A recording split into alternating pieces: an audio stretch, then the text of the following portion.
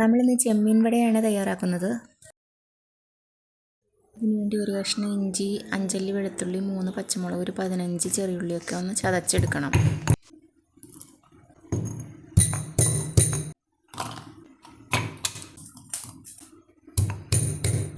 കഴുകി വൃത്തിയാക്കി 1/2 കിലോ ചെമ്മീൻ നമ്മളിതിലിട്ട് ചതച്ചെടുക്കുന്നുണ്ട്.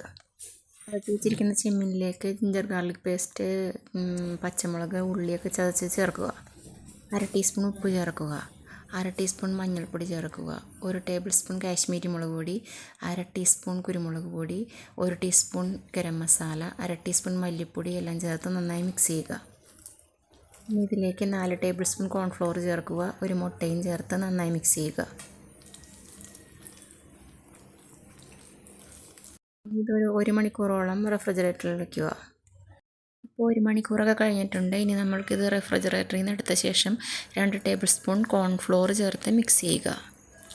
ഇനി ഒരു പാൻ അടുപ്പത്ത് വെച്ച് അതിലേക്ക് 1/2 കപ്പ് വെളിച്ചെണ്ണ ഒഴിച്ച ശേഷം ഇത് കുറേശ്ശെയായിട്ട് ഇങ്ങനെ വറുത്തെടുക്കണം.